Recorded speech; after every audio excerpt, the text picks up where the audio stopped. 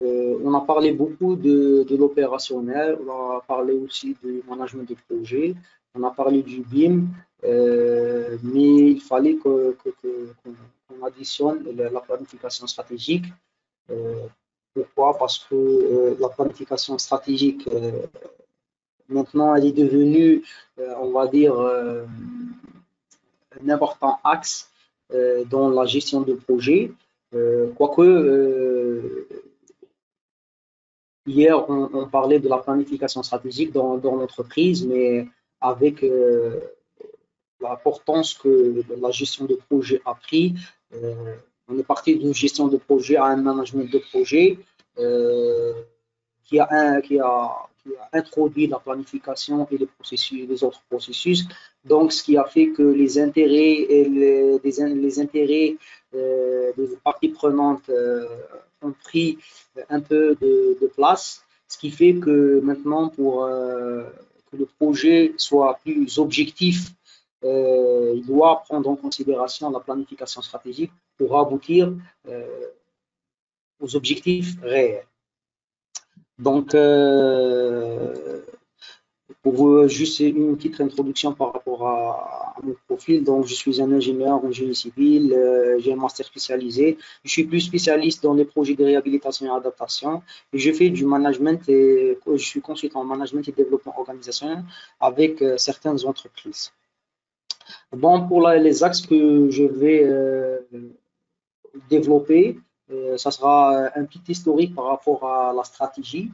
On parlera aussi de la planification stratégique, la définition de la planification stratégique, l'utilité aussi que porte la planification stratégique dans l'environnement, on va dire, du projet. On abordera aussi un autre axe important qui est les étapes d'une démarche de planification stratégique qui va comporter, on va dire, de 4 petits axes qui sont l'étape d'analyse stratégique, l'orientation du projet, la mise en œuvre de la planification stratégique et l'établissement d'un plan d'action. Et là aussi, on va parler un petit peu du plan d'action comme méthode de mise en œuvre de la planification stratégique. Et il faut dire que la planification stratégique en 30 minutes, on ne peut pas parler de la planification stratégique en 30 minutes, mais on a essayé de compresser un peu les axes afin de pouvoir rentrer dans cette plage horaire. Donc, comme dernier axe, c'est la boîte à outils de la planification stratégique. Et là aussi, on a essayé de choisir les outils les plus utilisés, mais aussi les outils qui font que la réflexion de la planification stratégique soit plus définie. À savoir, on va parler un peu du brainstorming, de la méthode QQO-QCCP, donc l'analyse stratégique ou plutôt la matrice SWOT. Et là aussi, on va voir que le SWOT qui est utilisé dans les entreprises est en train d'être utilisé et plutôt réintégré dans le projet, ce qui fait que cette ampleur que prend la planification stratégique dans les projets fait en sorte que le projet devient un peu une petite entreprise qui doit prendre la planification stratégique comme axe principal pour aboutir aux objectifs prédéfinis. On parlera aussi du scénario de réalisation. On va parler aussi de la prévision, qui est aussi un outil utilisé dans la planification stratégique. On va parler aussi de l'outil du budget qui est utilisé aussi pour définir le chiffrage de la planification stratégique. La méthode de SMART aussi, c'est un outil très utile pour clarifier les bonnes décisions. Donc, on va parler un peu de l'histoire de la planification stratégique.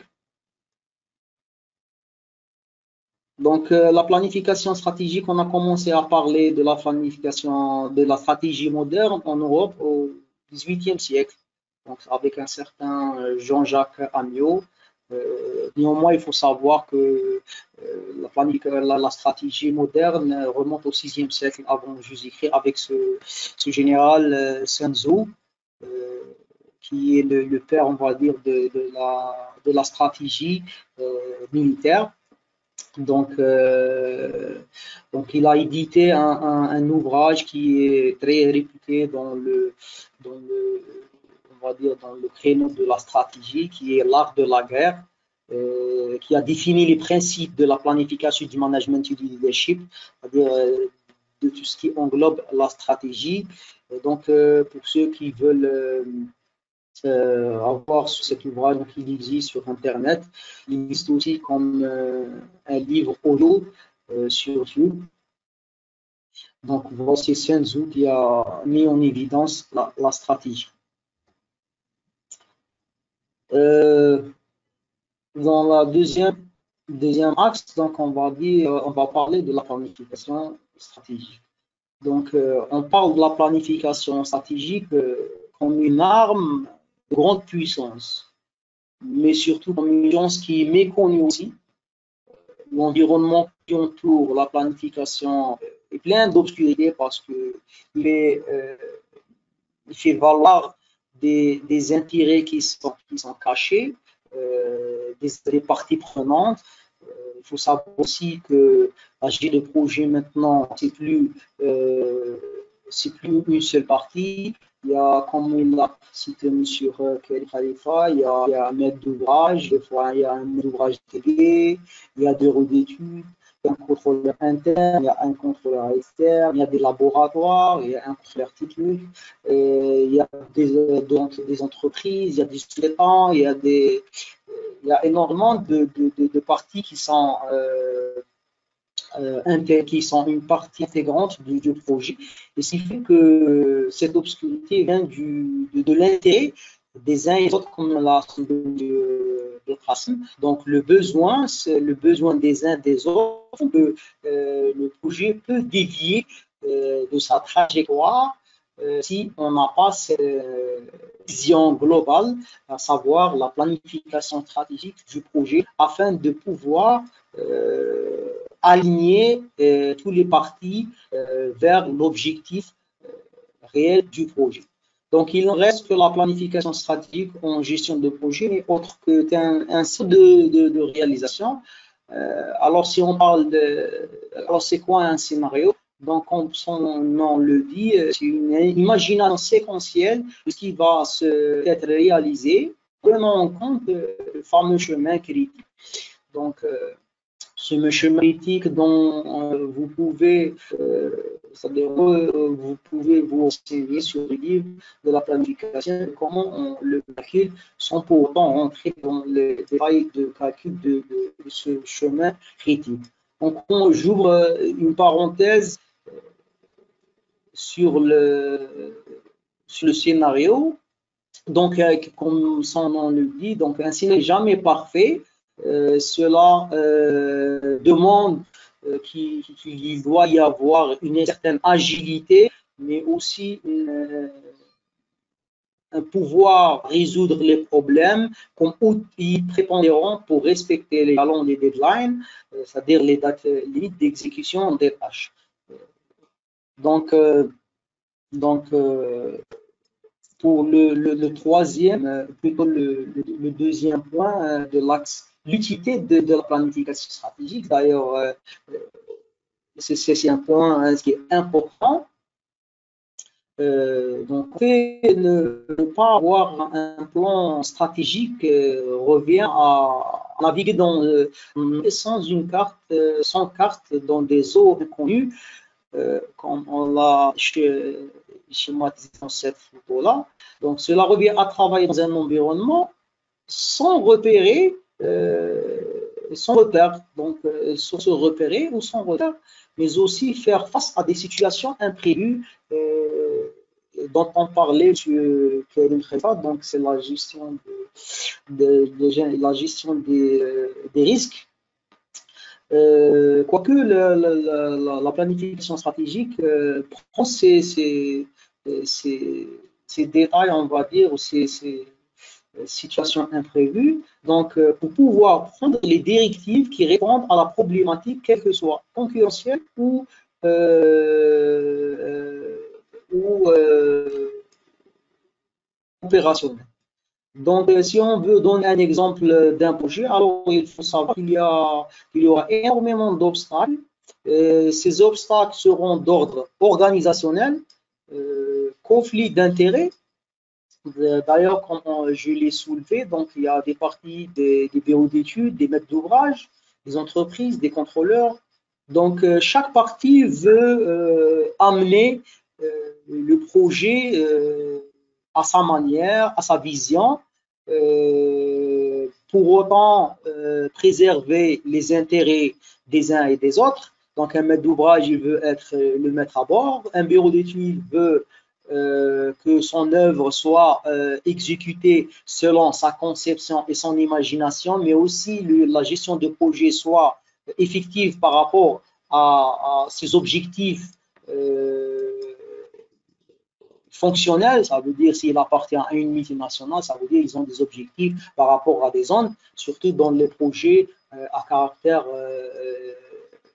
international, ça veut dire là où il y a des multinationales. Donc, on va voir que les boîtes multinationales obéissent à des objectifs de leur boîte respective. Ça veut dire on peut avoir un bureau d'études qui va essayer d'arrêter l'entreprise ou de trouver une quelconque raison pour stopper l'entreprise, non pas parce que l'entreprise n'a pas respecté les clauses, on va dire, techniques, ça veut dire la qualité de l'ouvrage ou quelque autre chose, mais plutôt parce que c'est la boîte mère qui est en retard par rapport à la livraison des plans.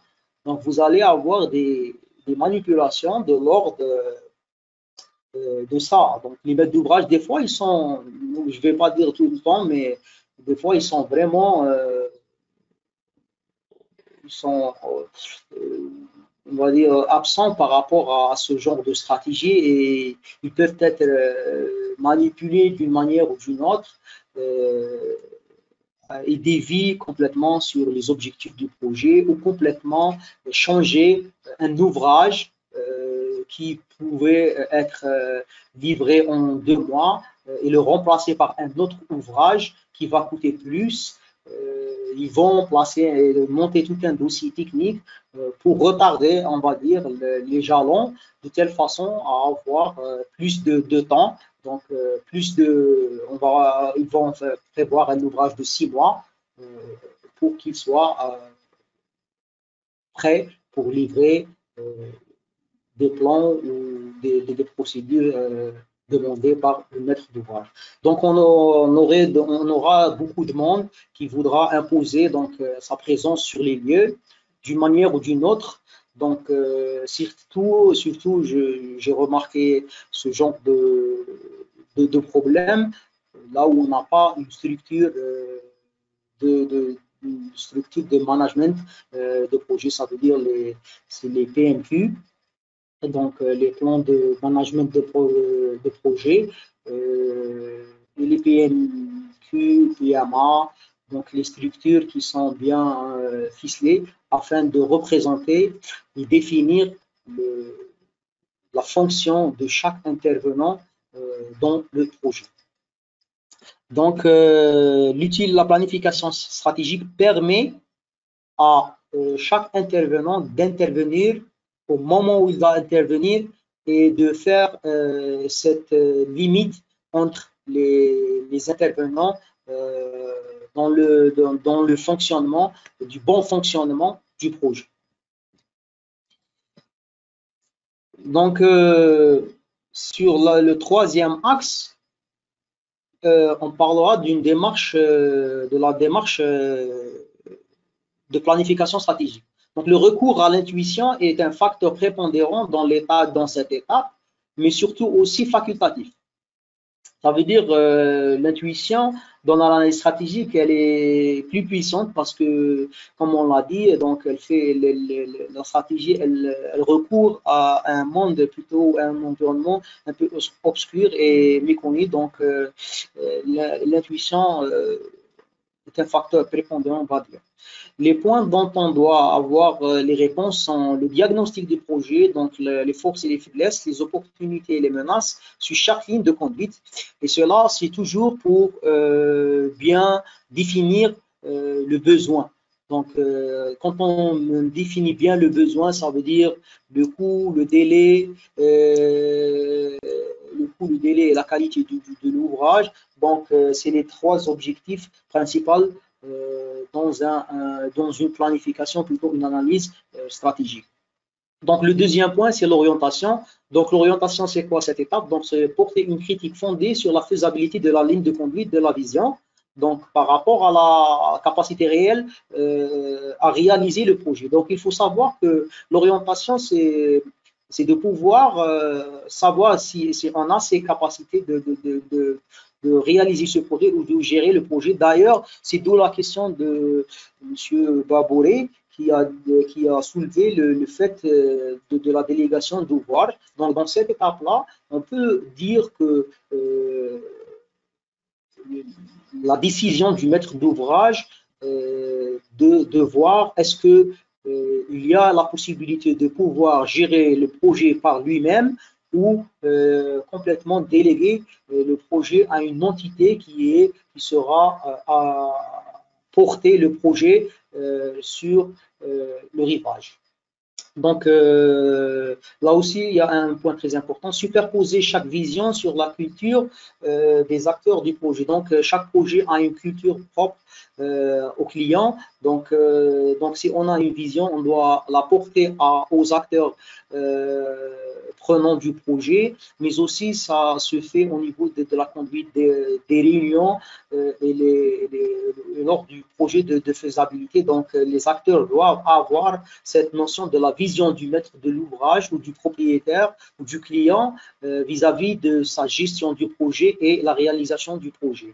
Donc, utiliser les outils comme les graphes et les nuages de points pour la corrélation. Donc, c'est par rapport à cette étape-là. Donc, le maître d'ouvrage, dans cette étape, il doit avoir vraiment ce chiffrage et les graphes afin de projeter son projet sur le réel. Donc, il faut maximiser, on va dire,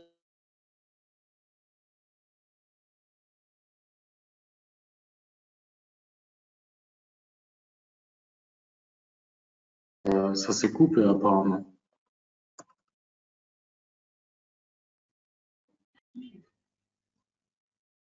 Monsieur Salmi? Apparemment, oui. Je pense qu'il a peut-être un souci de connexion. Donc, en attendant, on va peut-être répondre à une question qui a été posée ici. Le projet, c'est les process. Monsieur oui. Salmi, ça s'est coupé. Hein?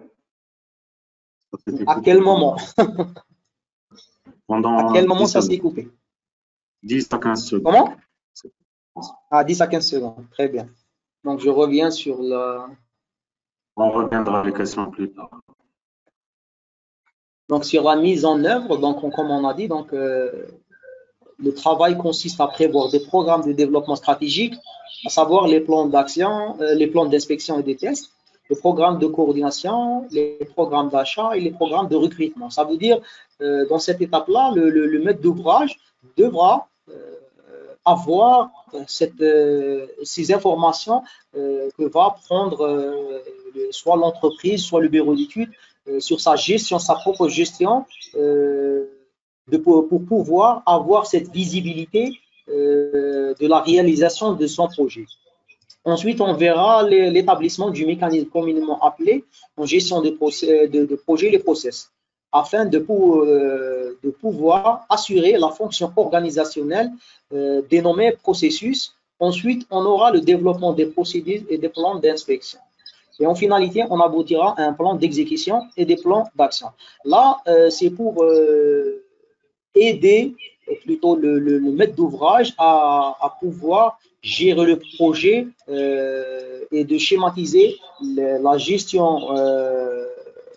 des processus, la gestion des processus des entités pour pouvoir voir plus clair. Donc, le maître d'ouvrage, il doit avoir la vision parce qu'il faut savoir qu'un maître d'ouvrage, c'est la clé prépondérante d'une gestion de projet. Et sa méconnaissance vis-à-vis de la gestion organisationnelle ou fonctionnelle du projet peut le dévier de ses objectifs principaux. Donc, il doit demander tout ce qui est nécessaire comme procédure ou établissement d'organigramme des fonctions organisationnelles des entités qui sont incluses dans son projet. Donc, la troisième étape, c'est le plan d'action. Donc, le plan d'action est un document interne aux entreprises. Il est établi afin de répondre à un besoin dans un temps limité. Il s'inscrit dans un processus de 3 temps comprenant une phase d'élaboration, une phase de mise en œuvre et une phase de suivi et d'évaluation. Donc, le plan d'action peut toucher toutes les problématiques identifiées dans un projet. Là aussi, le plan d'action, il est utilisé comme une méthode très efficace et très simple par les clients pour gérer à bien leur projet. Donc, une fois qu'on a cette orientation et cette mise en œuvre, donc pour les plans d'action, chaque entité pourra établir son propre plan d'action afin d'éclairer le maître d'ouvrage sur sa façon de faire et d'aboutir le projet. Donc, on va juste brièvement parler de la démarche d'un plan d'action. Donc, un plan d'action, il doit déterminer les objectifs de chaque entité. Ça veut dire, c'est chaque entité, comment elle voit la vision du projet, donc ses objectifs par rapport au projet. Donc, dans une deuxième étape, c'est éditer les actions de chaque processus. Ça veut dire chaque entité, de quoi elle est composée fonctionnellement ou organisationnellement, de telle façon à avoir ou à donner une idée au maître d'ouvrage comment elle fonctionne. Donc, troisième étape, donc c'est définir les animateurs de chaque action dans le processus. Là aussi, pour que le maître d'ouvrage sache le qui fait quoi.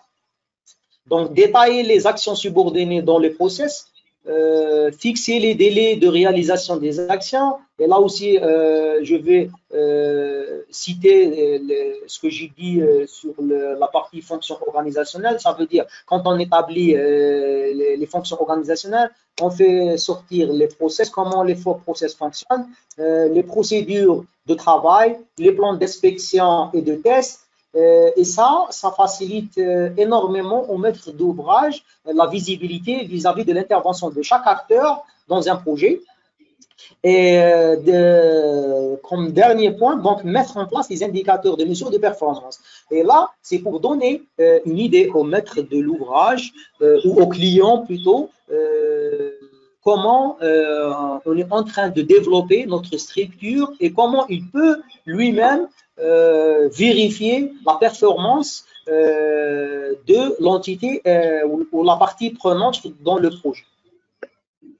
Donc, il faut savoir que j'ai essayé de maximiser la compression de la planification stratégique parce que le domaine il est très vaste. Mais ce qu'il faut savoir, c'est que le plan d'action il est utilisé comme une méthode très efficace pour les maîtres de l'ouvrage pour bien ficeler les actions de chaque partie dans le projet. Donc, comme on le voit sur le slide, donc c'est c'est-à-dire le plan d'action, comment il est schématisé. Et comme dernier axe, donc on va parler un peu de la boîte à outils de planification stratégique.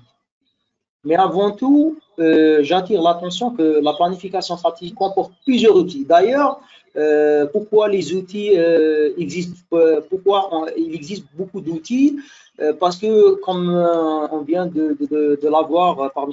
Nassar, le BIM a fait qu'il y a beaucoup d'intervention en même temps. Donc, les fonctions, les échelles fonctionnelles des entreprises sont dans une optique de transformation continuelle. Les acteurs, on envoie beaucoup d'acteurs sur un projet. Ancien, il y avait le CTC et un bureau d'études, et à la limite, un client qui avait juste à gérer le portefeuille, on va dire, portefeuille financier. Par contre, maintenant, on a beaucoup d'acteurs. Donc, pour pouvoir solutionner les problèmes, pour pouvoir assurer une intelligence collective entre les parties prenantes, pour avoir une communication collective, pour avoir une facilitation dans la gestion continuelle du projet. Donc, il faut recourir à des techniques bien qui ont présenté leur efficacité, et j'en cite quelques-uns dans ce slide. Donc, je vais prendre. Donc, il y a énormément d'outils qui facilitent le travail de porter une vision de planification. Donc, le brainstorming ou la tempête des idées, et c'est généralement usé dans la planification stratégique, dans la conduite des réunions ou lors de la résolution de problèmes. D'ailleurs, c'est un outil très performant dans la résolution de problèmes, qui est une technique, technique de recherche d'idées originales dans une réunion, et chacun émet ses suggestions spontanées. Donc, les plus utilisées dans les organisations asiatiques. Donc, ils recourent beaucoup, les Japonais et les Coréens recourent beaucoup à ce genre de techniques. Et d'ailleurs, c'est des techniques faciles qui favorisent l'intelligence collective. Donc, comme deuxième outil, c'est le QQO-QCCP. Donc, ça veut dire c'est le quoi, qui, où, quand, comment, combien et pourquoi. Donc, c'est une multitude de questions.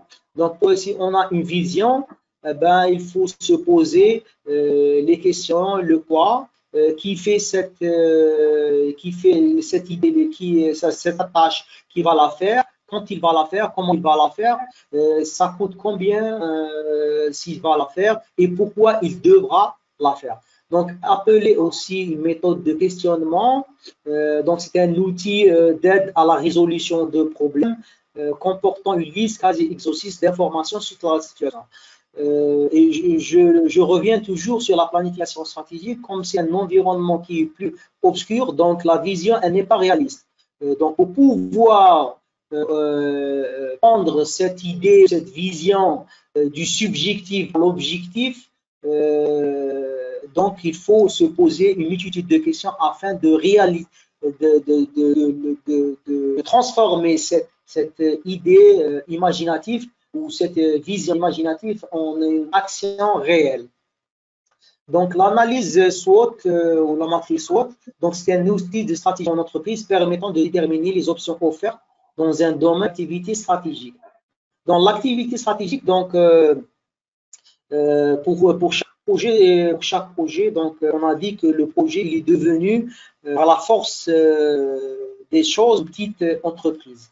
Ce qui fait que les outils utilisés dans la stratégie en entreprise, ils sont utilisés dans le projet. Donc, soit c'est une matrice qui définit les faiblesses du projet, les forces du projet, les opportunités qu'il faut développer afin de pouvoir réaliser les objectifs du projet, et les menaces qui défavorisent la réalisation du projet. D'ailleurs, c'est d'après les menaces qu'il y a tout un plan de gestion des risques. Le quatrième, c'est le scénario. Donc, le scénario, usage. C'est ça. Allô? Oui. Oui. Pardon, je vous arrête juste pour vous dire, on va devoir clôturer à 17h maximum. Donc, d'avoir une petite Oui, partie normalement, de je suis à la discussion. fin du slide. Très Oui, je bien, suis à la très fin bien, du slide. parfait. Allez-y, Voilà. continue. Donc, la partie, donc, comme on l'a dit, la prévision, donc, c'est une étude générale d'une situation donnée. Donc, on peut, par déduction, on peut avoir les calculs, les mesures scientifiques où on parle de la manipulation des chiffres ou plus exactement de l'analyse numérique. Donc, la prévision permet de chiffrer la vision afin de pouvoir transformer en action chiffrée. Le budget aussi, il est utilisé comme un outil parce qu'il permet de boucler ou d'avoir un intervalle de l'évaluation du projet. Donc, établir un budget n'est pas un exercice aussi fastidieux qu'il paraît et le résultat est toujours positif. Cela permet d'atteindre des objectifs financiers précis et de suivre aux priorités. Donc, de pouvoir estimer les imprévus et éviter les conséquences du surendettement d'un projet. Donc, je vous remercie d'avoir suivi Merci l'intervention. beaucoup, Monsieur Sadi.